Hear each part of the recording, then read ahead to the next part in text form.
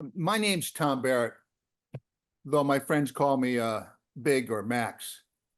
And I think that has got to do with the fact of how I live my life. I'm a big or go home kind of guy. I see myself as an adventurer and explorer, not just in terms of the physical sense, in terms of the athletic challenges that I've engaged myself in and the far-flung travels that I've actually had the opportunity to pursue, but also in my career. I went to high school and college during the 70s when technology was just starting to make its way out of the academia and into the business world. Back then, I was exploring how companies could embrace the emerging technology, initially through the installation of financial reporting software like GL, accounts payable, accounts receivable. And I think about it today, and I look back and it says, wow, that was so basic. But at the time, it was groundbreaking and costly.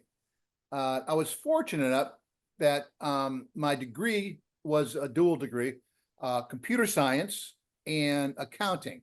And so that kind of, that made me a sort of a pioneer in the field because those two different majors are never really hand in hand before. Now I think you get it pretty common, but I think it's more a data analysis and accounting than computer science. When I did it, we literally built computers. I had my thesis paper for my class was writing an operating system, which when I recall handing it off to my professor, he looked at it and shook his head and said, I don't think this is going to work.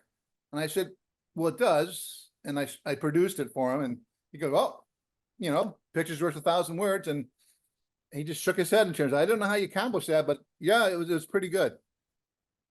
When I was younger, we lived in Detroit, and my dad was a musician. He came from a vaudeville family. His mom and dad were vaudevillians, if I can say that. And during the 60s, when the Borscht Belt, the Poconos and the Catskills had those camps and entertaining was very popular. He would spend the summer going from venue to venue, and he'd be the opening act for guys like Joey Bishop and Jackie Mason. It was called the Barrett Brothers.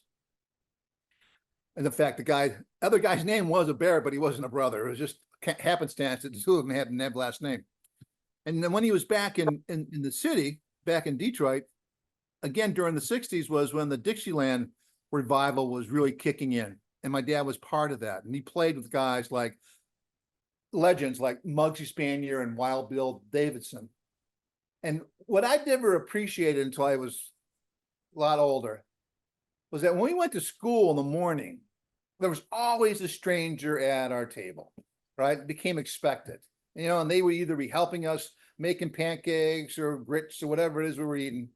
And, you know, we'd go off to school. Little did I realize was that those greats my dad was playing with were probably at our kitchen table that morning because they were just coming back from an all-nighter in terms of doing a gig. So that was pretty cool. Another key memory I have from growing up, again, going back to your question on the intersection with art, was that, again, while we're living in Detroit, my dad owned or co-owned several dance studios. And of course, my dad's view of taking care of the kids was to bring them to the dance studio and incorporate them into whatever activities that he needed done, whether it was cleaning up or for the younger kids, having someone that they could watch. And so I ended up, believe it or not, teaching tap dancing and ballet. So like, you know, and even today, believe it or not, I have tap shoes and bottom shoes in my closet, which surprised the woman who come over to my house as to what are you doing with these things? But those are always longer stories to be told. When I was in high school, I was also I should say I caught the thespian bug, right? I was involved all the plays. However, I never had a role. I was always either the lead dancer or the, part of the dance troupe. And that was fine by me because I didn't want to be up there speaking. But I did get a chance to hang out with a lot of girls because that's where the girls went to in terms of, being part of the drama club and so on and so on.